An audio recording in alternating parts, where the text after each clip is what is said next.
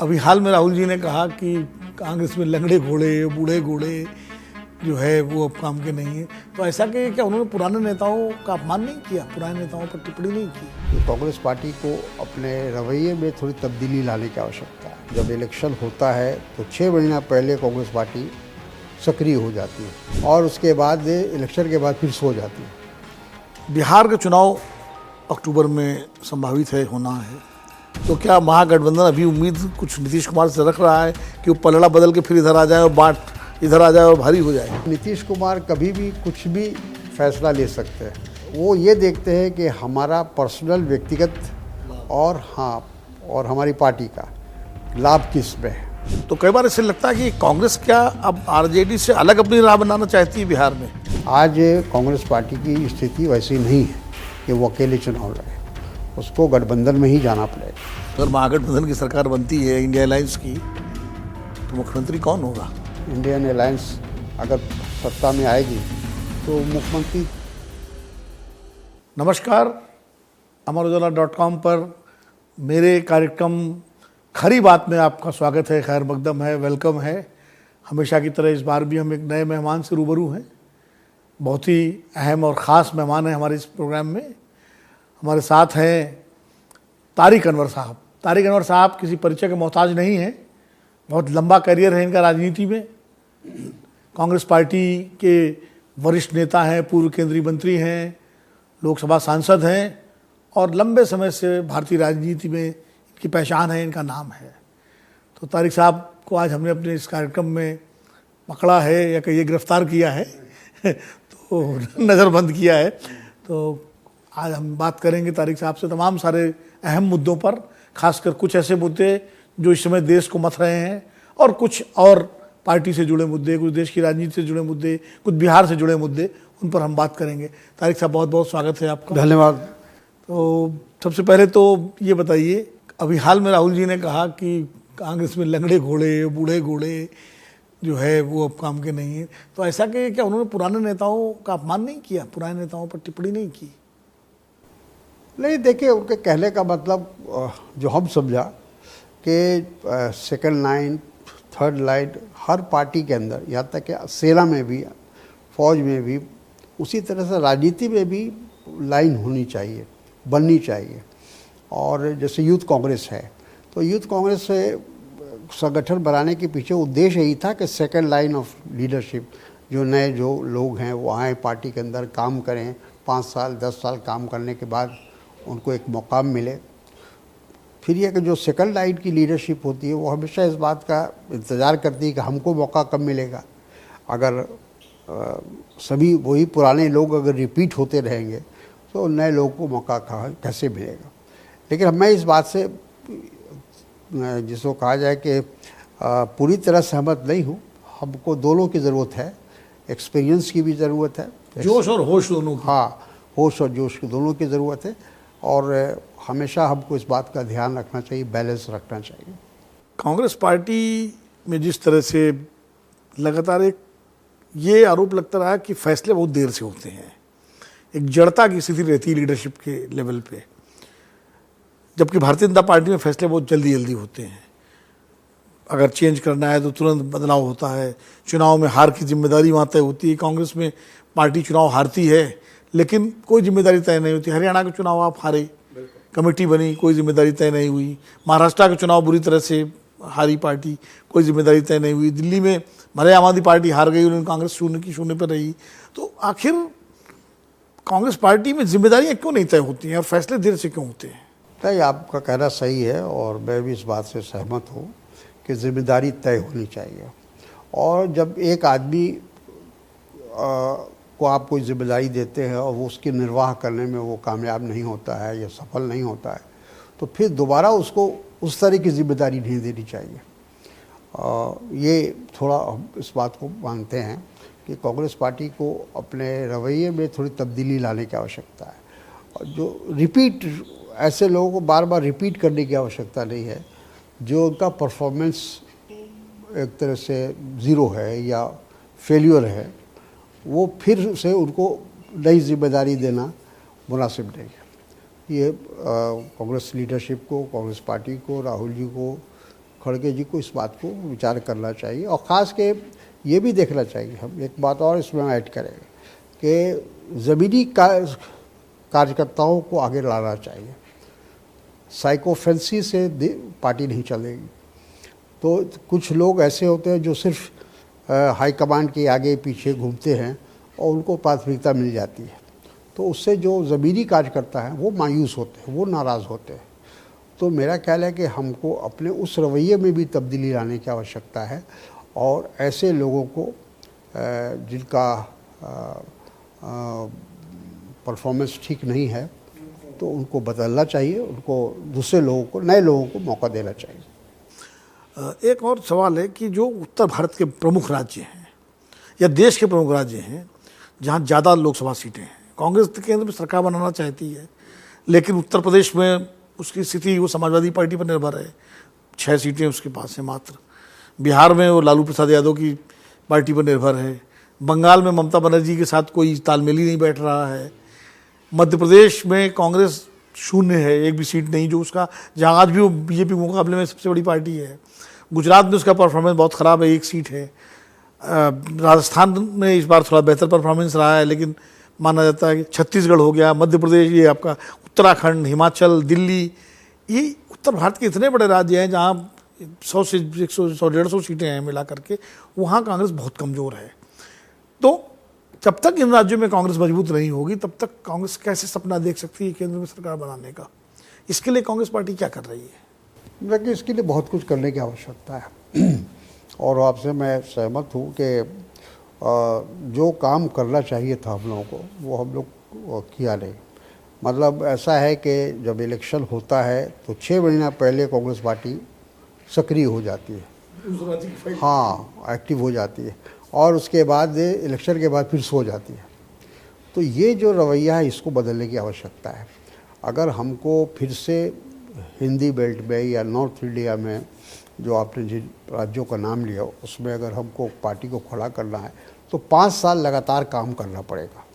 ये 6 महीने वाला जो सिस्टम है कि इलेक्शन से 6 महीने पहले हम सक्रिय हो जाते हैं और पार्टी का स्ट्रक्चर बदलने लगते हैं, अध्यक्ष बदलने लगते हैं, सब कुछ होने लगता है। लेकिन आप ये भी आपका कहना बहुत हद तक सही है कि निर्णय लेने में हम बहुत विलम्ब करते हैं। हमें निर्णय जल्दी करना चाहिए। कोई भी संगठनात्मक ढांचा को अगर बदलना है, प्रदेश अध्यक्ष को बदलना है, CLP लीडर को बदलना है, या जो भी नई कमेटी बनानी है। अब जैसे आप हरियाणा को अगर एग्जाम्पल लें, CLP लीडर भी नहीं है और वहाँ डिस्ट्रिक्ट कांग्रेस कमेटी भी नहीं है। डिस्ट्रिक्ट कांग्रेस कमेटी 14 साल से नहीं है हरियाणा के अंदर। हम 3 इलेक्शन लड़ गए वहाँ, पार्लियामेंट लड़ लिया, असेंबली लड़ लिया, उससे पहले असेंबली लड़ लिया, और जिला कांग्रेस कमेटी है ही नहीं। तो ऐसे तो नहीं हो सकता है, ऐसे तो पार्टी खड़ी नहीं हो सकती। तो मैं खैर जो पार्टी के फैसलों में इन्वॉल्व हैं उनको सोचना चाहिए, उनको देखना चाहिए और उनको लीडरशिप को बताना चाहिए कि ये इस तरह से फैसले को टालना या डिले करना ये पार्टी के लिए बहुत नुकसानदेह है। और आपका कहना सही है कि बीजेपी उस मामले में वो बहुत सतर्क है और वो कोई भी मौका गंवाते नहीं हैं।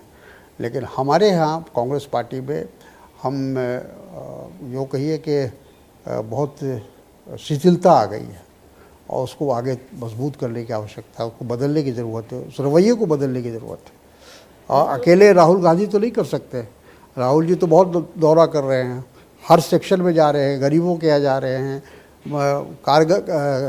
जो काम करने वाले मजदूर हैं, किसान हैं, महिलाएं हैं, कोई सेक्शन को छोड़, यूथ को, सब किसी को छोड़ नहीं रहे। वो अपनी तरफ से वो पूरी कोशिश कर रहे हैं, उसमें उनकी अब उसकी तारीफ़ करेंगे। लेकिन दूसरी तरफ हम लोग जो कांग्रेस के प्रमुख नेता हैं, अपने आप को जिम्मेदार व्यक्ति कहते हैं कांग्रेस का, हम अपना जो फ़र्ज़ है, जो दायित्व है, उसको सही ढंग से निर्वाह नहीं कर रहे। उसको हमको मानना पड़ेगा। कहीं ना कहीं कांग्रेस नेतृत्व जो है, जब मैं नेतृत्व की बात करता हूँ तो मतलब खाली राहुल गांधी नहीं, उसमें राहुल जी भी हैं, खड़गे जी भी हैं, सोनिया जी भी हैं, प्रियंका जी भी हैं, और भी जो बड़े नेता हैं सब हैं, अपने नेताओं को संभालने में भी कामयाब नहीं है। उसके कई नेता पार्टी छोड़ के चले गए पिछले 10-12-15 सालों में, और बड़े महत्वपूर्ण लोग जो पार्टी के साथ एक ज़माने में पार्टी के एसेट हुआ करते थे, ये भी एक चिंतन का विषय है, सोचने का विषय है कि क्यों लोग छोड़ छोड़ के चले जाते हैं। देखिए, उसके कई रीज़न हैं, कई कारण हो सकते हैं। यही सिर्फ कारण नहीं है कि हम उनको अपने साथ लेके नहीं चल पाए या लीडरशिप नहीं चल पाई। देखिए, कुछ लोग हैं अपॉर्चुनिस्ट होते हैं, वो वक्त के साथ बदलते हैं, वो सत्ता में रहना चाहते हैं, हुकूमत में रहना चाहते हैं, पावर में रहना चाहते हैं, तो उनको विचारधारा बदलने में समय नहीं लगता है। लेकिन जो वैचारिक रूप से कांग्रेस पार्टी में है, वो बेचारे कार्यकर्ता आज भी हैं और उनको कुछ मिला भी नहीं है तो भी अब वो कांग्रेस पार्टी का झंडा उठाते हैं। तो ये जो अपॉर्चुनिस्ट कास्ट, जिसके बारे में राहुल जी ने भी अपने भाषण में कहा कि ऐसे लोग हैं जो हमारे यहाँ रहकर अपोजिशन को मजबूत कर रहे हैं या अपोजिशन के लिए काम कर रहे हैं, तो ऐसे लोग चले जाए पार्टी छोड़ के तो बेहतर है, और जा रहे हैं लोग। तो मेरा ख्याल है कि इससे एक तरह से शुद्धिकरण भी होता है पार्टी का, कि भाई जो अपॉर्चुनिस्ट क्लास है वो हमको छोड़ के जाए और जो जेन्युइन लोग हैं वो हमारे साथ रहे, जो संघर्ष करना चाहते हैं वो हमारे साथ रहें, जो विचारधारा के साथ है वो हमारे साथ रहें।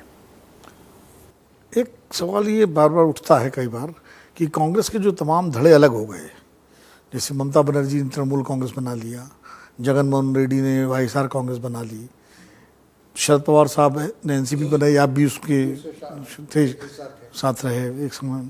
संगमा साहब की पार्टी, वो भी एनसीपी में थे, बाद में उनकी पार्टी अलग हो गई।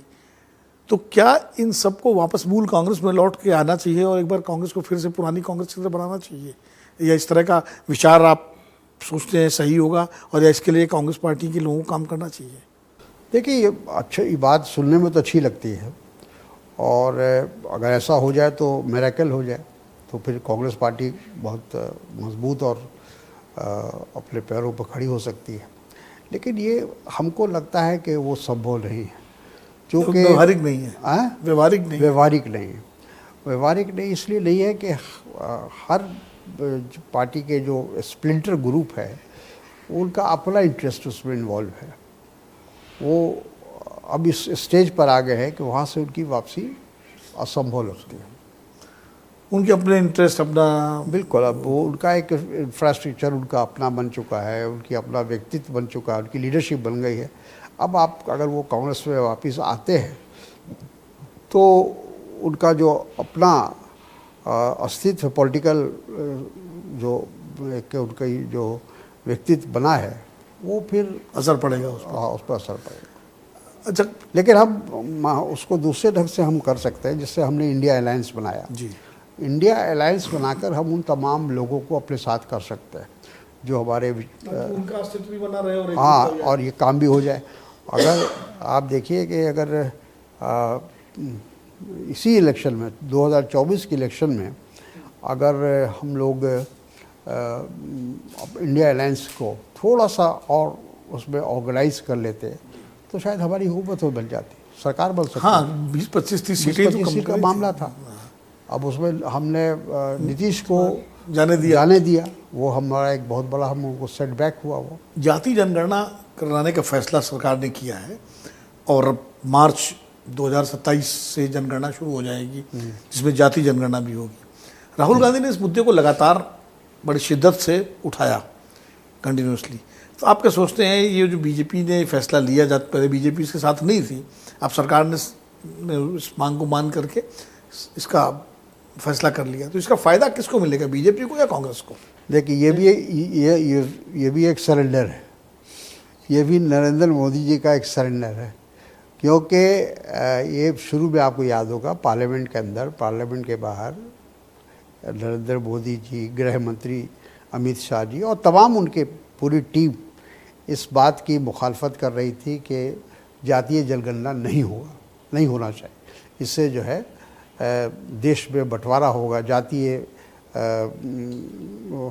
जिसको कहते हैं कि विषमता बढ़ेगी। तो शुरू से उन्होंने अपोज किया, लेकिन फिर एक रात यकाएक क्या सपने में आया मोदी जी के, उन्होंने फैसला कर लिया कि नहीं, हम उनका मुद्दा ले लिया। हाँ, नहीं, मैं समझता हूँ कि ये मजबूरी में उन्होंने किया।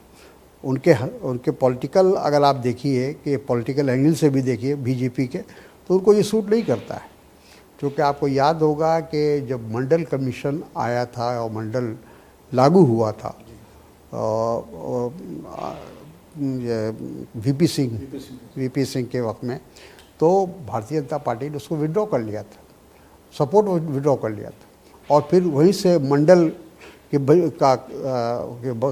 साथ कमंडल शुरू हुआ, यानी समानांतर शुरू हुआ। राम मंदिर का इशू वहाँ से रथ यात्रा अडवाणी जी की और ये सब चला, तो वो उनको सूट नहीं करता है। लेकिन उनको ये लग गया कि राहुल गांधी इसको एक बड़ा इशू बना लेंगे, और ये इशू एक बार जो समाज के कमज़ोर वर्ग के लोग हैं, पिछड़े वर्ग हैं, अत्यंत पिछड़े वर्ग के लोग हैं, अगर उनको ये एहसास हो गया कि उनके साथ नाइंसाफ़ी हो रही है, तो ये उनके चुनावी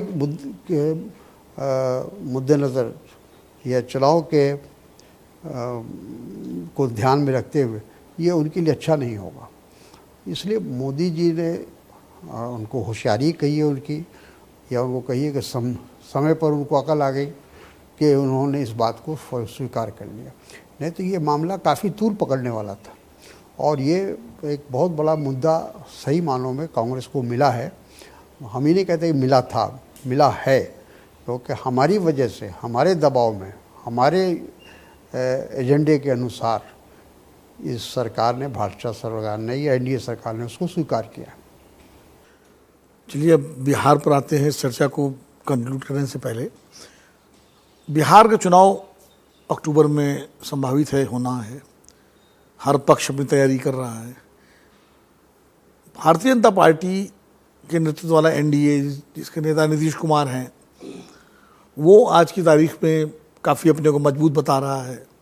दूसरी तरफ आरजेडी और कांग्रेस पार्टी और लेफ्ट पार्टीज़ का जो महागठबंधन है, वो वीआईपी पार्टी भी है उसमें, वो अपने को जो है, मतलब अभी उसमें कुछ कोई एक रूपता या एक कोई वैसा नहीं दिखाई पड़ रहा जो एनडीए में दिख रहा है। एनडीए में प्रधानमंत्री जाते हैं, सारे नेता एक साथ मंच पर आते हैं, बात करते हैं, सीटों के बंटवारे की बातचीत भी शुरू मतलब बैक चैनल से हो गई है। महागठबंधन में अभी तक न तो ये तय हुआ कि मुख्यमंत्री का चेहरा कौन होगा, कांग्रेस कितनी सीट लड़ेगी, आरजेडी कितनी सीट लड़ेगी, बाकियों का क्या होगा, कॉमन मिनिमम एजेंडा क्या होगा, ये सब चीज़ें बिल्कुल। तो क्या बिहार को गिवअप कर रहा है महागठबंधन?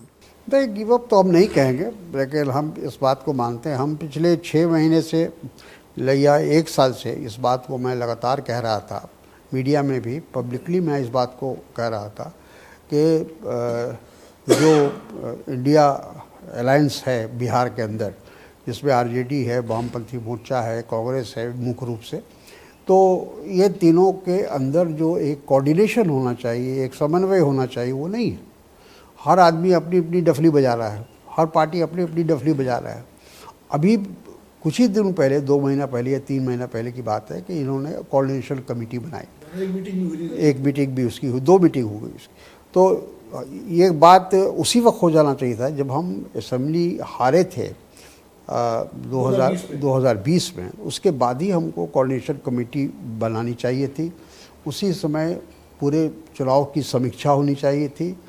अभी भी जो हमारा प्रेसिडेंट, डिस्ट्रिक्ट का जो प्रेसिडेंट है या ब्लॉक का जो प्रेसिडेंट है, और जो आरजेडी का प्रेसिडेंट है या वामपंथी, उसके आपस में कोई कोऑर्डिनेशन नहीं, कोई समन्वय नहीं। ये समन्वय हो जाना चाहिए था बहुत पहले, 6 महीना पहले कम से कम हो जाना चाहिए। अब इन्होंने शुरू किया है कि अभी एक मीटिंग बुलाई थी कि उनके डिस्ट्रिक्ट प्रेसिडेंट, सभी पार्टी के जो अलायंस पार्टनर है, उनके डिस्ट्रिक्ट प्रेसिडेंट्स की बैठक की थी।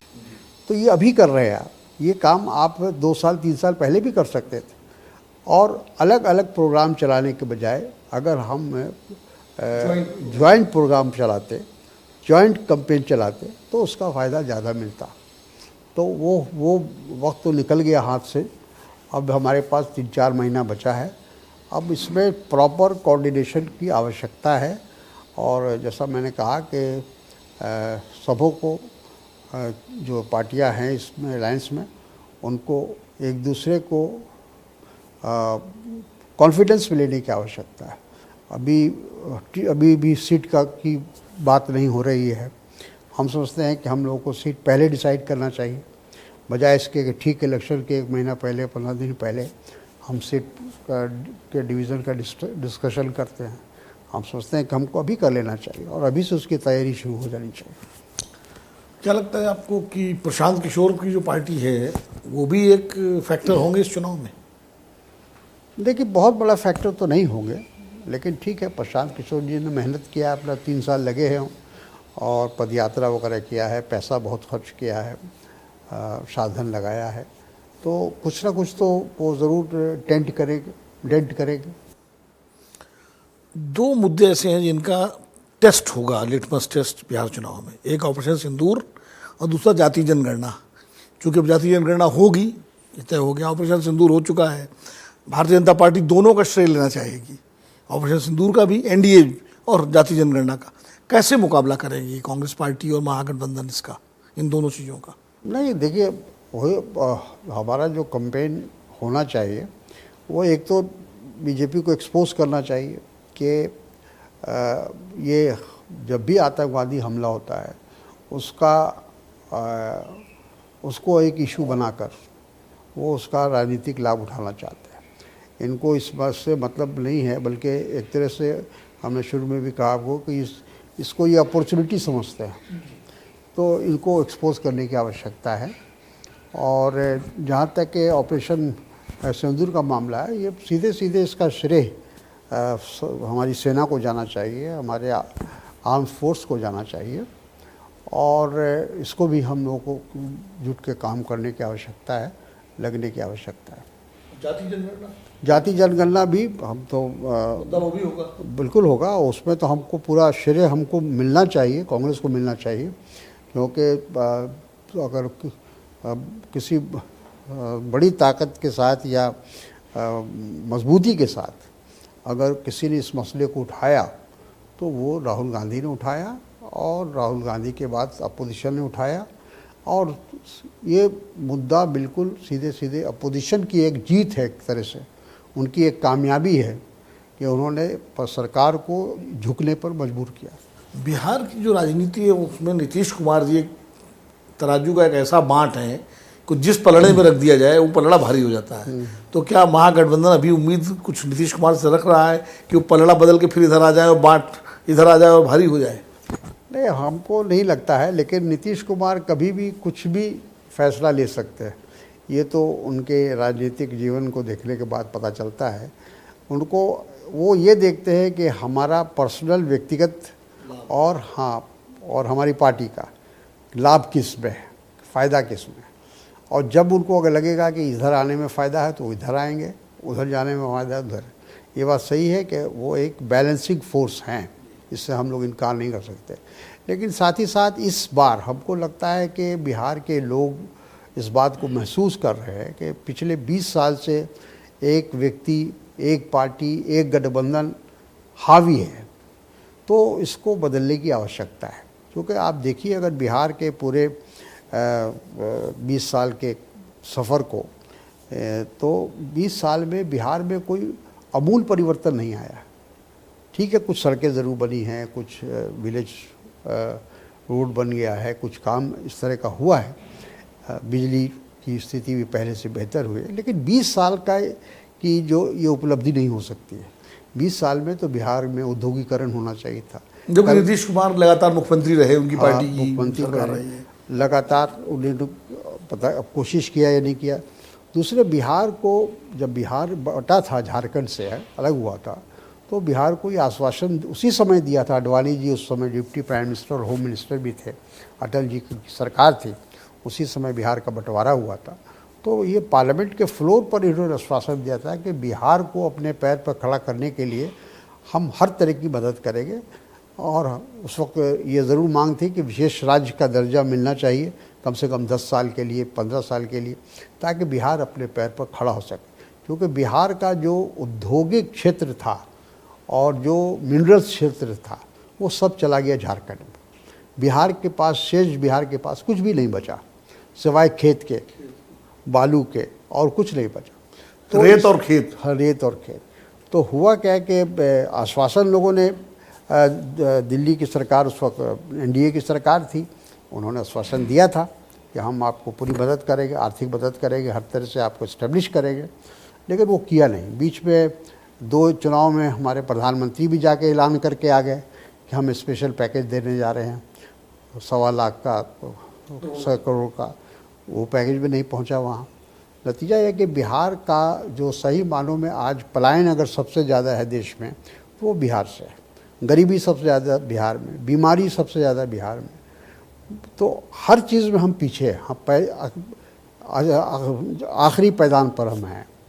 तो वैसी हालत में बिहार के लोग अगर ये सोचें कि आगे आने वाले समय में हमको एक ऐसी सरकार, प्रगतिशील सरकार बने जो विकास पर जिसका पूरा, हाँ, तो मैं समझता हूँ कि बिहार को बदला जा सकता है। बिहार, लेकिन ऐसी सरकार कैसे बन सकती है? आरजेडी के ऊपर तो जंगल राज का जो बैगेज है वो तो हर चुनाव में भारी हो जाता है आपके ऊपर। आप अभी का बायोडाटा अगर उठा के देखिएगा तो लॉ एंड ऑर्डर उससे भी वर्स्ट है। जो लालू जी के वक्त में जो हालत थी उससे वर्स्ट है आज।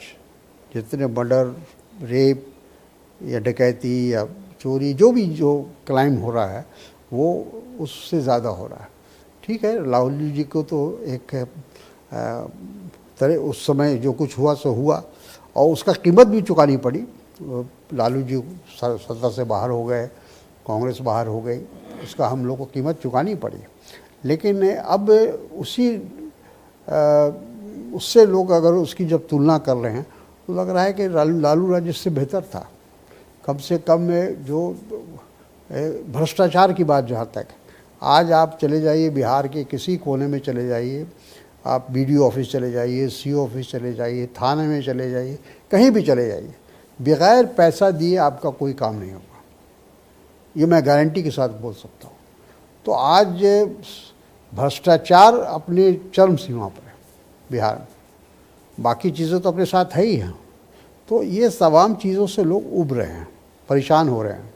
अभी जो म्यूटेशन का काम वहाँ हो रहा था जो लैंड का, उसको लेकर छोटे किसान बेचारे परेशान हैं, हर व्यक्ति परेशान है। जिसके पास 2 कट्ठा ज़मीन है वो भी परेशान है। बिना पैसा लिए म्यूटेशन होता ही नहीं है। तारिक साहब, कांग्रेस जिस तरह बिहार में मेहनत कर रही, खासकर राहुल गांधी जिस तरह बिहार पे दौरा कर रहे हैं, लगातार सम्मेलन कर रहे हैं, जा रहे हैं, तो कई बार इससे लगता है कि कांग्रेस क्या अब आरजेडी से अलग अपनी राह बनाना चाहती है बिहार में? मेरा ख्याल है कि वो समय निकल गया। अगर ये करना था तो पिछले 2000 के चुनाव के बाद करना था, तैयारी करनी थी, अपना इंफ्रास्ट्रक्चर ठीक करना था, संगठन ठीक करना था। आज कांग्रेस पार्टी की स्थिति वैसी नहीं है कि वो अकेले चुनाव लड़े, उसको गठबंधन में ही जाना पड़ेगा। और फिर हम सब लोग इंडिया अलायंस हमने बनाया है, तो जब हम नेशनल लेवल पर गठबंधन कर रहे हैं तो हम राज्यों में गठबंधन से कैसे भाग सकते हैं? तो बिहार के अंदर हमको गठबंधन के साथ ही जाना पड़ेगा, तभी वहाँ जो हम लोग बदलाव चाहते हैं, परिवर्तन चाहते हैं, वो संभव है। तो बिहार में अगर आखिरी सवाल मैं कर रहा हूँ, अगर महागठबंधन की सरकार बनती है इंडिया अलायंस की, तो मुख्यमंत्री कौन होगा? देखिए, लोकतंत्र है हमारे देश में और जिसकी जो पार्टी सबसे बड़ी होगी उसका ही बनेगा मुख्यमंत्री। और मेरा ख्याल है कि आरजेडी सबसे बड़ी पार्टी के रूप में उभर कर आएगी, क्योंकि वो सबसे ज़्यादा सीटों पर चुनाव लड़ेंगे गठबंधन में। तो ये फैसला तो आने वाले चुनाव के परिणाम पर निर्भर करता है। चुनाव के बाद तय हो जाएगा, उसमें कोई हमको नहीं लगता है कि कोई उसमें नहीं, तो प्रोजेक्ट करके चुनाव नहीं लड़ेगा महागठबंधन? जैसे देखिए, ऐसे तो देखा जाए तो तेजस्वी यादव वो अपोजिशन लीडर भी हैं, गठबंधन के कन्वीनर भी हैं, हर तरह से वो आगे चल रहे हैं। और ये सब लोग समझ रहा, कोई भी पॉलिटिकल आदमी से आप पूछिएगा, राजनीतिक जिसकी सूझबूझ थोड़ी भी होगी तो बता देगा कि अगर ऐसा मौका आया, इंडियन अलायंस अगर सत्ता में आएगी तो मुख्यमंत्री तेजस्वी यादव बनेंगे। ये थे तारिक अनवर साहब, कांग्रेस पार्टी के वरिष्ठ नेता, पूर्व केंद्रीय मंत्री और बिहार से सांसद भी हैं। अगले कार्यक्रम में हम फिर मिलेंगे किसी नए मेहमान के साथ। तब तक के लिए मुझे विनोद अग्निहोत्री को आप इजाज़त दीजिए। अगली बार नए मेहमान के साथ फिर रूबरू होंगे आपके साथ। नमस्कार।